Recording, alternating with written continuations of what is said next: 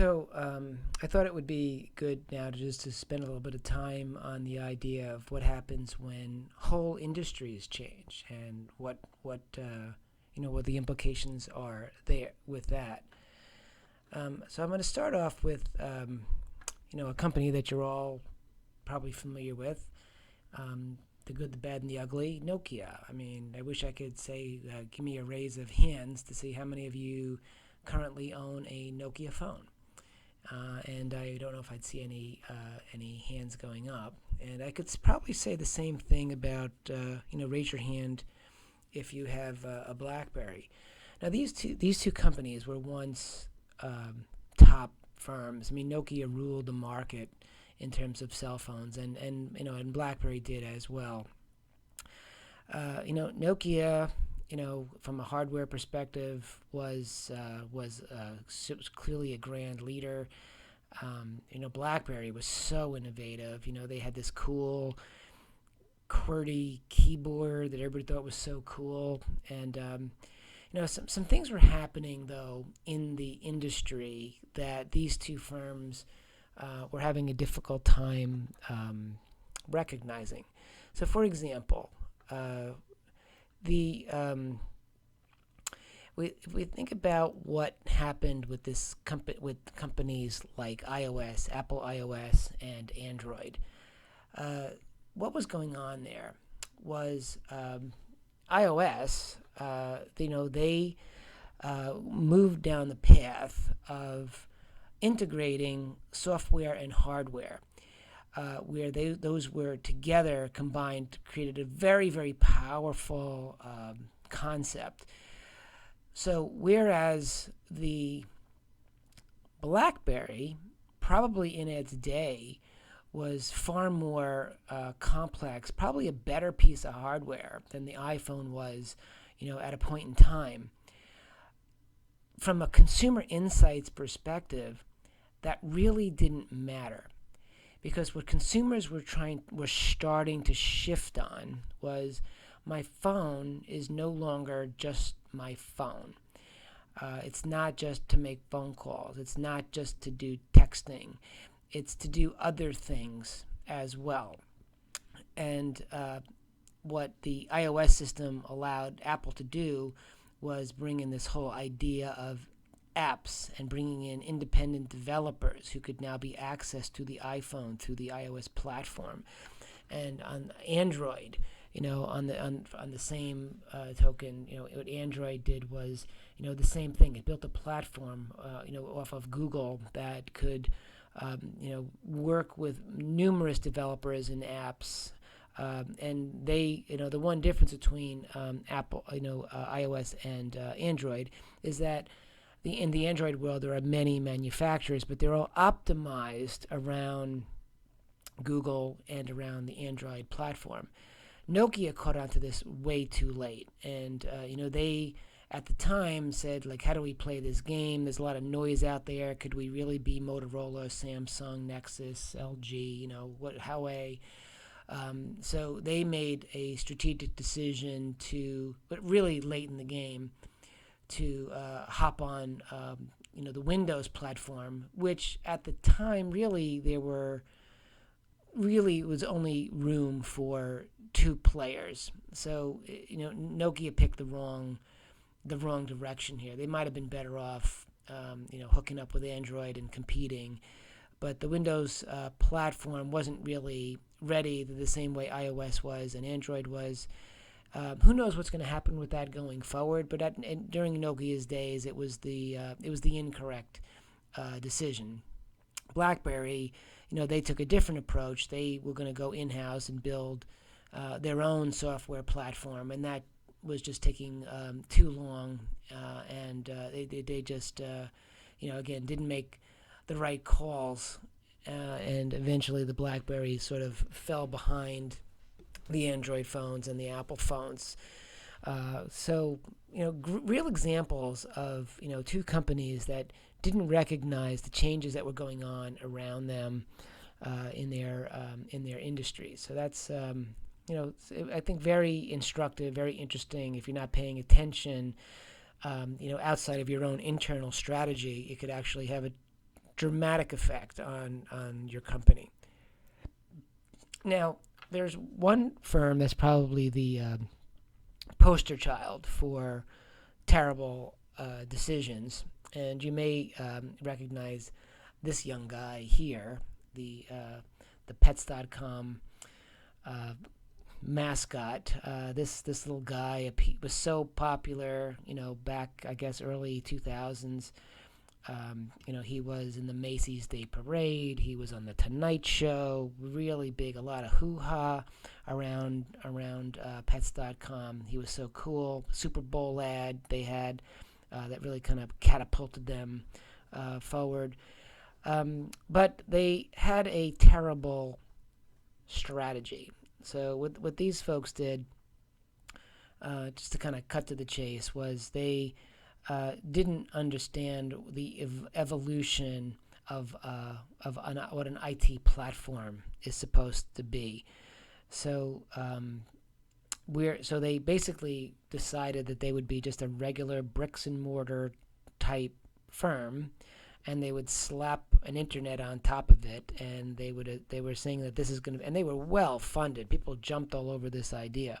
So they had a warehouse. It was fully stocked with pet supplies, and it was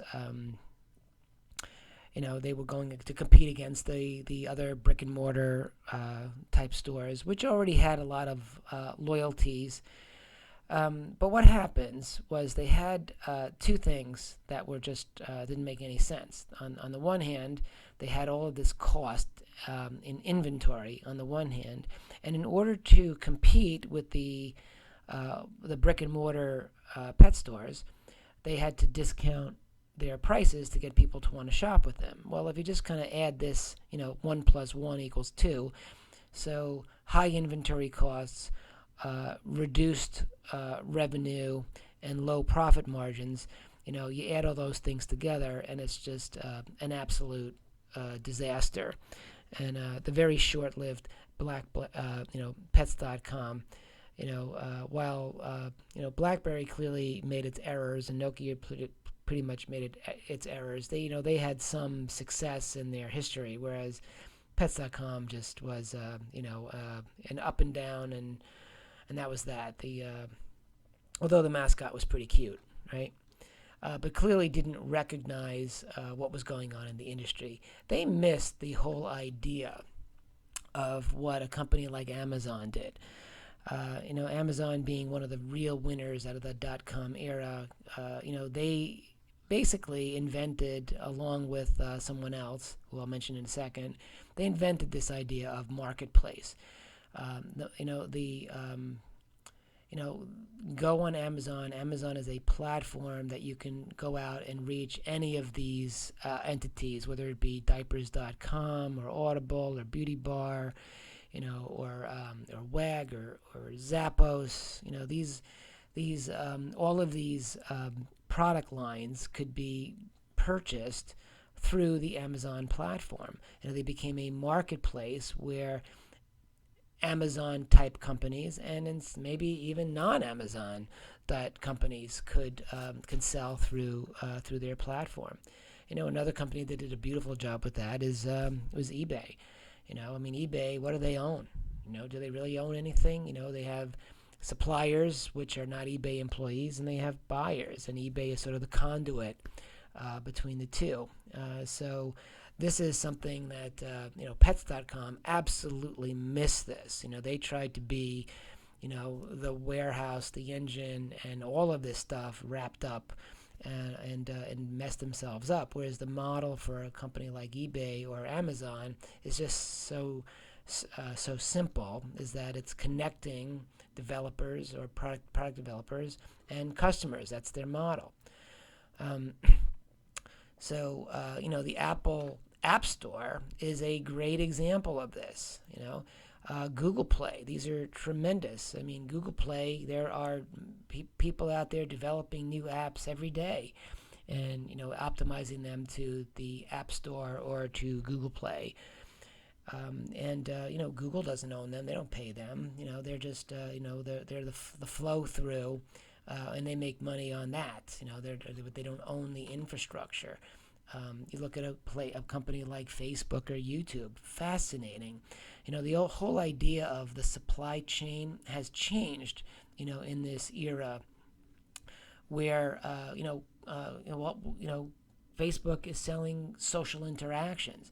They don't own the people who post stuff on Facebook. They don't own me and you. We're posting, and when they don't really even own the readers of this stuff, or people on YouTube. They don't own the musicians and own the people who run the videos. I mean, they're open platform to many kinds of people who can post things on YouTube. And what differentiates them from the linear supply chain of, say, a Ford Motor Company or a grocery store, one car that's manufactured can only go into the hands of one consumer, whereas on YouTube, numerous videos that are put on YouTube can be viewed by many viewers, right? So it's very interesting where this supply chain is just, YouTube is the platform, and numerous developers or producers line up, and they they communicate and share with numerous listeners and viewers, and it's a very interesting model that they have. That's the new world of supply chain. Uber and Airbnb. What do these companies own? Uber owns an algorithm that connects drivers. They don't own the drivers. And what do? Is they have this algorithm is able to sort of, in a very quick way, connect. Somebody wants a ride and somebody's nearby. The algorithm tells them who's the closest one and who can get there the quickest. And Airbnb doesn't own properties. They're just they're connecting people with rooms with people who want rooms. It's very interesting. These platforms it's really the new model for business. You have companies like Tinder, which is really a dating service. They kind of fixed a lot of the messiness of say Match.com. That was a weird thing, Match. I mean, I guess they're trying to get better, but so what was going on with Match.com was say a guy wanted to send a woman a notice, and what was happening was the women were getting bombarded with all of these requests to meet. They didn't have any choice, so to speak. So it was like the guy opts in, and then the woman has to kind of deal with the volume. What Tinder did was they created this dual opt-in where both sides get to choose whether they want to participate or not. And while it did wonders for them as a firm, the actual algorithm and platform that they built is so good that other industries are now hopping on Tinder and taking their work and building from that. It's just a tremendously smart program that they've put together. So a couple of good examples for you. What I want to do now is maybe give you one last thing on this. This is pretty interesting. Way back in the 60s, there was a brilliant man by the name of Thomas Kuhn who studied the whole process of the change process. He actually coined the term paradigm, and that's now, I guess he's got to be early 60s. It was when he did this, 1960s. So what is a paradigm? A paradigm is an accepted model. It's a pattern. It's how things operate. It's a professional commitment to a specific approach and becomes the foundation for problem solving, right? It allows, by having this model, it allows us to anticipate. Now, occasionally, what will happen is the paradigm, there will be some exception to the model, some unexpected result. That's called a discovery. So a discovery is a violation of a paradigm prediction. And really, in the most docile, simplest way to look at that, it allows us to gain more information about our paradigm and maybe makes our paradigm a little stronger. It helps build our case. So you can go from paradigm to discovery, back to paradigm, so back and forth.